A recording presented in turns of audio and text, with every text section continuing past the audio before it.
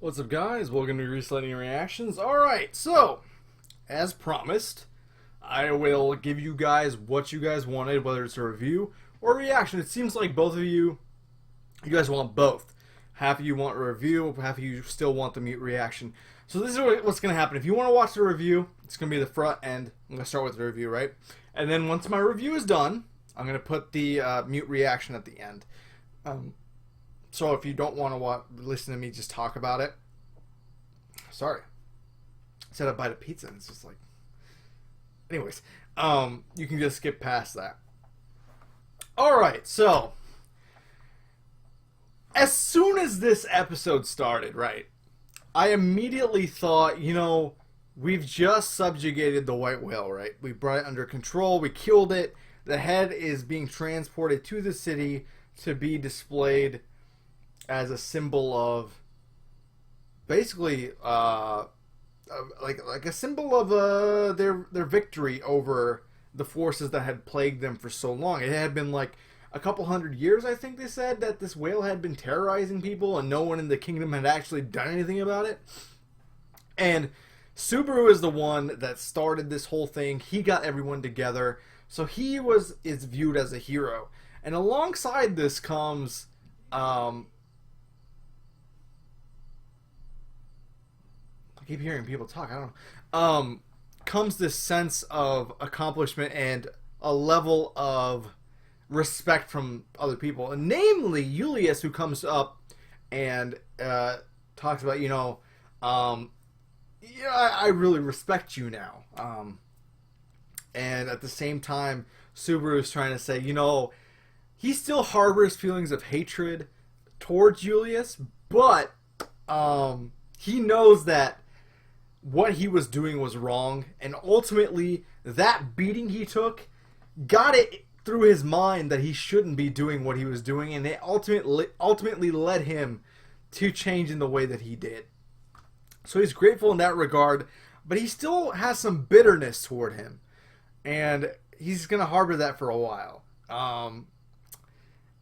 I personally also was saying, I understand that he really needed it, but there are other ways of doing it. Like, just because someone needs to get their ass kicked for them to understand doesn't mean you should kick their ass. Especially if you're a knight. Like honestly, how can you even justify that? You can't. I don't think you can. Subaru is basically a civilian. And you have you have a civilian being beat up by a knight.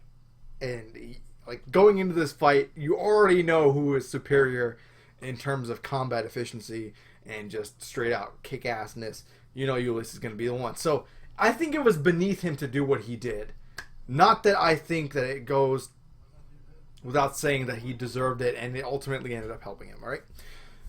So that aside, with all this stuff happening, it was a really feel-good type build-up.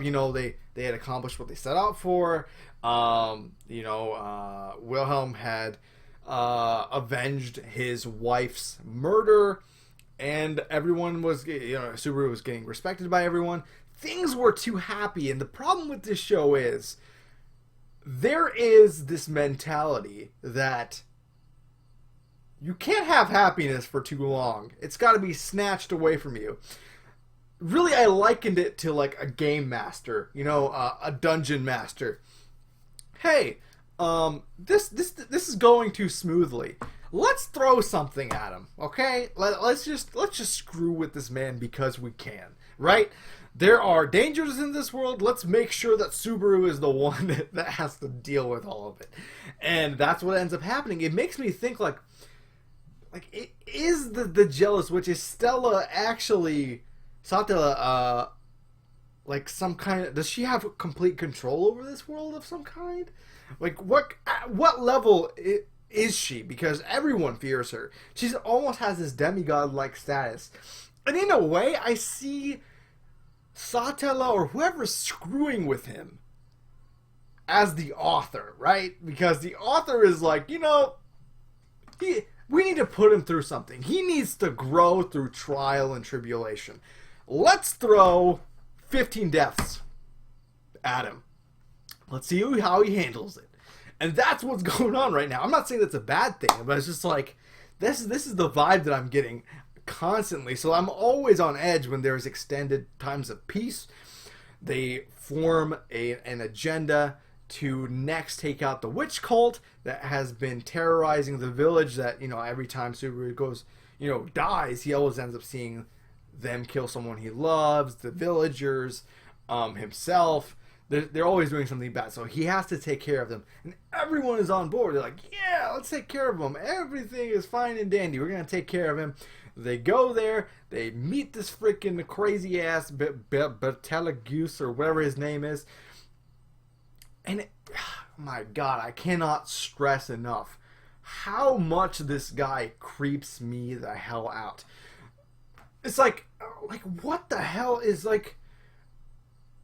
This is this huge cringe factor that I get whenever I see him. He's like biting on his fingernails, freaking bleeding from the eyes. It's like, can you not mess with the things that remind me of pain?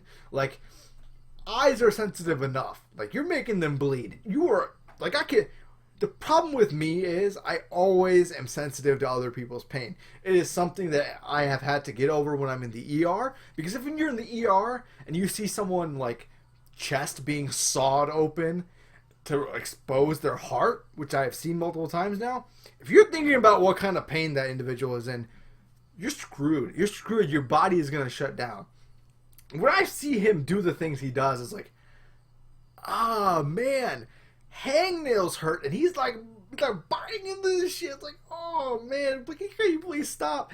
And then at the same time, I'm impressed. I'm impressed with the voice actor, because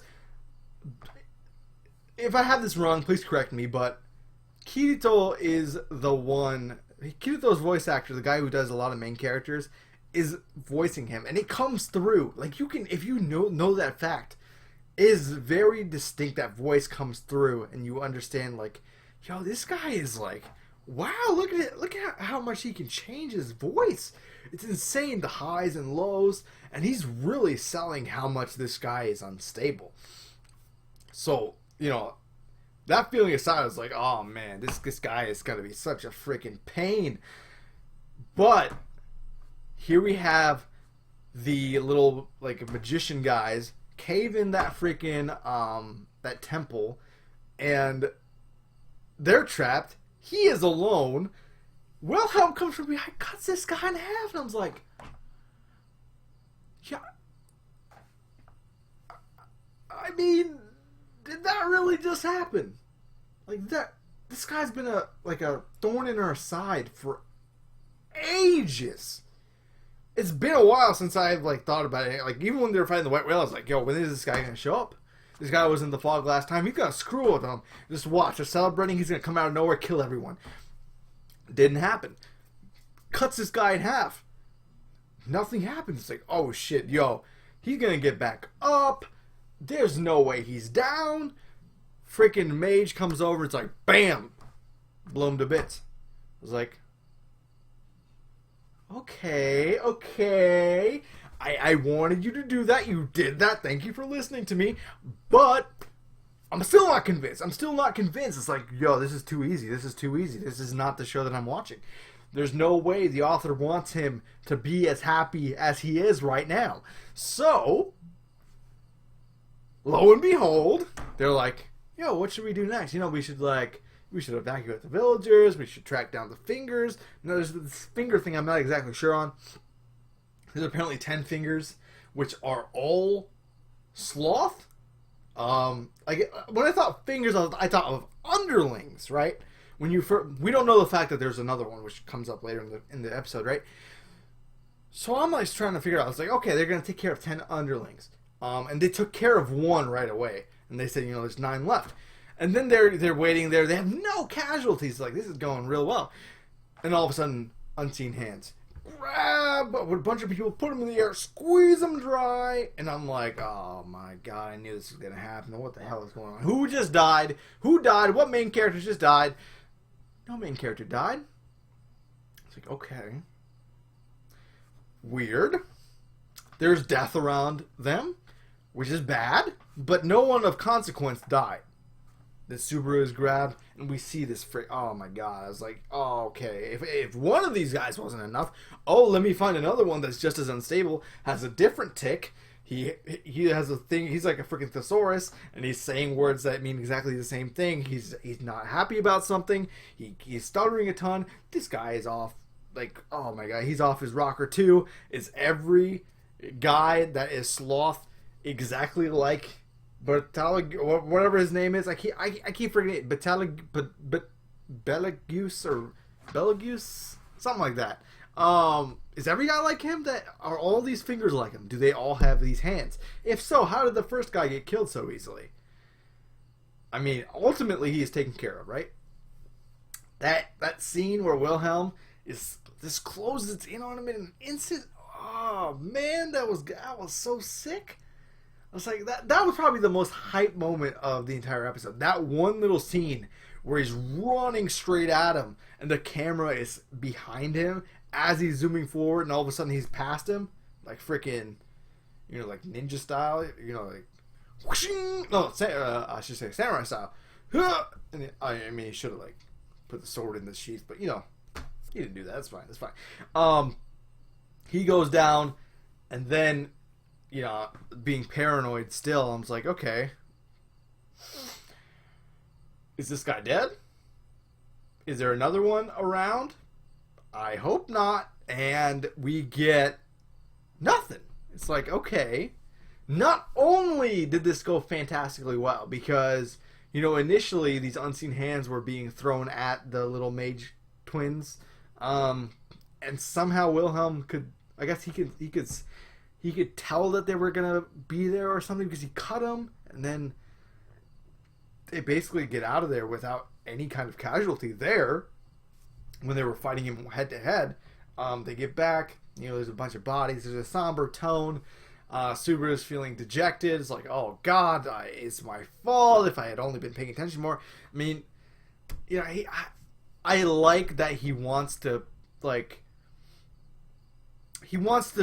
bear responsibility for any failures that occur, but there's a point where he should be aware of what he is able to do and what he's not able to do. I mean, those hands were there in an instant, and there was, knew something bad was going to happen, but oh man, it's like all these guys got squeezed dry, and you're lucky that it was only the amount of people that it was like 10 guys, right?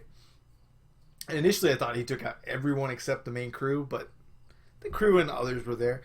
So yeah, they get out of there unscathed, basically, and then they move forward, and then, we get a little conversation with Felix, saying, Julius is a good guy. I know, like, you should really make up with him. Super's like, I already did, but you're like, you really didn't. You have some inward hatred. He's not that bad of a guy. Oh, one other thing. That whole segment where he was like, what was it? Call me Yuli or something? I really did not like that. I was like, oh man, this is cringe. This is really cringe. But besides that, anyways, he goes up to him. He's about to say something, and all of a sudden, Blue Petal shows up, and he is in some different dimension. He got cut off from the other. Something happened. Something that we're not supposed to be able to understand yet, so I don't want any explanations. But Blue Petal, we look up, and there's, I think it was like a cliff top, I don't remember off the top of my head, but there's this white cloaked figure, right? And this blue flower. So, the petal that flew by when Subaru was with his convoy, she is wearing that, this glowing thing, and you see the face, and it looks like, not Rem's sister, Ram, something like that. And I was like, what? Wait. How? What? Who? Wait. Is this actually her? Or is this someone that is meant to look like? Is this like some hallucinogen or something? Like they're trying to screw with him? Is it like Ram is like a freaking cult member? Is like what she's wearing a hood that I've never seen before? she doesn't look very friendly right now, but maybe that's just her because she's not smiling very often.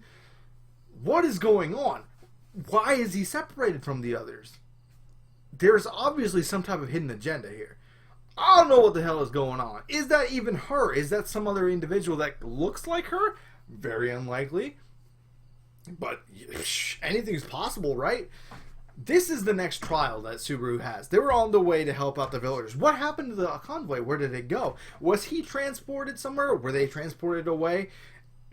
Was he just like, are they still around him but he just can't see them?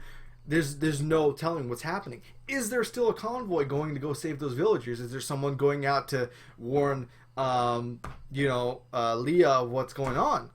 Amelia, I mean, like what's going on? I don't know. This is like mind-boggling. So yeah, I mean, a lot happened this episode. That's why I'm really sad that my reaction is gone. But really, like this is kind of what my thought process was throughout the show. So hopefully this review is a good stand-in.